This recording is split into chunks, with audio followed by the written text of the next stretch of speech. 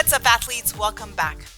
You know, the way that we use words is extremely important in either setting up our success or our failure. I hear this all the time. When I ask an athlete, how did your workout go? The response is oftentimes, well, I only did 10 minutes, or I only went for a walk today. Using the word only to describe the actions that we did creates a sense of scarcity, creates a sense of not. Now, athletes, if you are new here, go ahead and subscribe so that we keep training together. And of course, if you don't have an accountability partner, then maybe tag a friend so that they follow along with you and then join you in the next workout.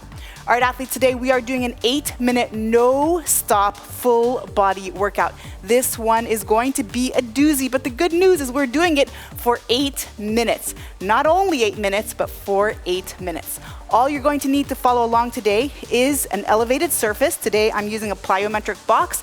And then you're going to need a medium weight pair of dumbbells. It's just really important to find a weight that makes sense for you, that allows you to progress. And then you're also going to need your mat. We've got 8 different movements. We're gonna work for 60 seconds, transition to the next one right away without any breaks. Are you up for the challenge? All right, I'm gonna show you your first movement. Then going forward, you're gonna check this box above to see what's coming next. Our first movement today is a step up back lunge on the right side. So I'm gonna bring this just a little bit closer so that you can see me over here. We're gonna step up with the left leg, come all the way up, then bring the right leg back, drive that left knee back, and then come back up. So one more time, left up, then right down, and then left back. We're gonna just stick to that side for 60 seconds before switching to the other side. Now, a little thing that I oftentimes use if I don't have a plyometric box is I just go find myself a set of stairs and then I follow along there. So press pause if you have to. Let's go to that set of stairs and then let's get started. All right, athletes, here it is in 3, 2, 1, and go. So left up, right up, and then all the way down. So I like to remind you, as you're training with me, to always be mindful of your form. And that means that even as we place that back knee down, we want to be gentle. We don't want to bang that knee into the floor. I always try to think about how I want to do this forever.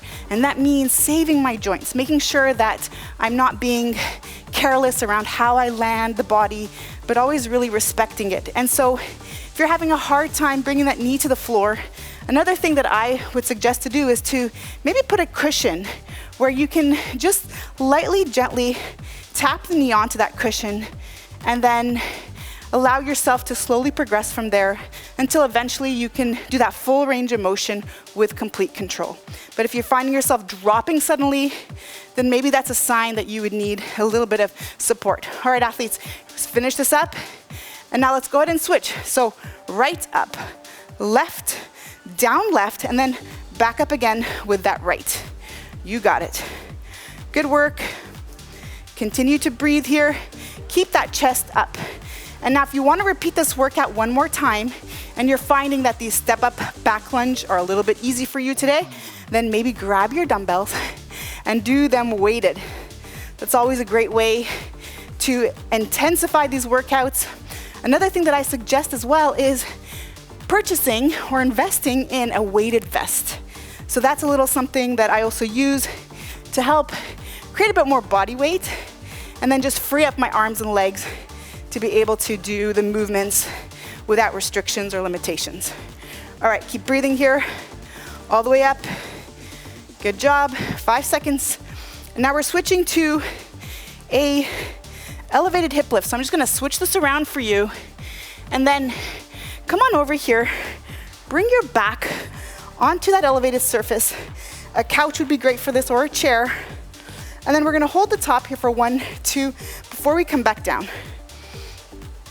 That's it, breathe here. And then drive through the heels. Really push up the hips by pressing all your weights in the heels. You wanna keep a nice 90-degree angle at the legs. And then make sure that your legs are parallel. You don't wanna swing them wide like this, or make sure that the knees are not buckled in. Just keep those legs nice and neutral and parallel. And then notice that my neck follows my body. So if you have your neck up here the whole time, you're gonna strain your neck. So imagine that you're one straight piece. Your hips drop, your neck comes along, your hips are up, your neck and head go back. That's it. Inhale, exhale all the way up. Hold for 2 seconds. You got this. And now we're gonna stand and quickly grab your weights. Keep the back flat, don't rush that. And then we're gonna do a shoulder to overhead. So you can either do a strict press, you can bend your knees, it's completely fine. And just the idea here is to move with control. Notice the control that I have when I descend the weights. I always try to keep tension. That is where all the muscles gain happen. It's on the eccentric movement, or that part where the muscle is elongating, but I put it also on a stretch. That's it, you got it. Breathe here, drive through the breath.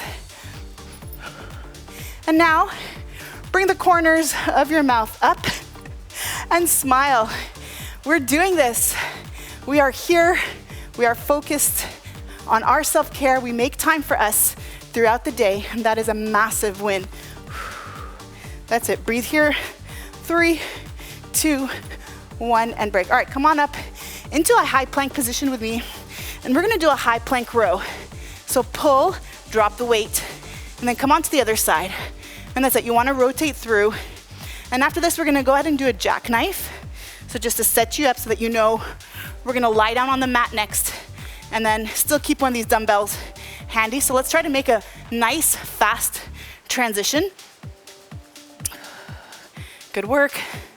And notice I'm shifting my weight from side to side. The goal is really to keep the core engaged, squeeze the glutes, shift your weight from side to side. That's it. You got it. Don't break. You can do it. You can do it. You got it here with me. Anytime you ever need to modify a plank, I'll always recommend to place the hands on an elevated surface. Don't go on the knees. Avoid doing that. 3, 2, 1. And then I'm gonna turn around here just so you can see me a bit better. And now keep the low back onto the floor. That's really the key here. And then bring the legs and arms up together. Keep the back down. And then again, notice how we move back with control. Always keep that contraction. Low back presses against the floor. And if you wanna intensify, you can lift up your head. But I'll leave that up to you. Believe me, you'll feel it just fine with the head on the floor, and maybe even prevent any strains in the neck. Getting there. Crushing it, athletes, let's go. Don't stop. Flipping over next to a dolphin plank. More abs and arms, and even the anterior side of the leg, so the quads, hip flexors. 3, 2, 1, and switch. All right, flip it over, flipping back over here for you.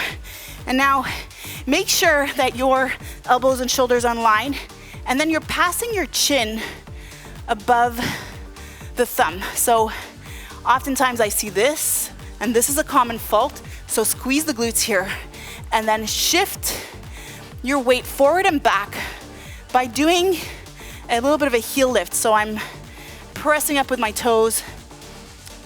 That's it, breathe. Don't break here with me. Come on, you got this. Let's go, let's go. We're only doing 8 minutes today. We have it. We have it, let's go. That's it. Drive that breath to the muscle. I feel you. And remember again, if you're needing to modify, don't go on the knees. Just place your forearms back onto that elevated surface and follow me there, keeping the hips in line. All right, 5 seconds, and then we're gonna do a dumbbell swing in place of a kettlebell swing and up.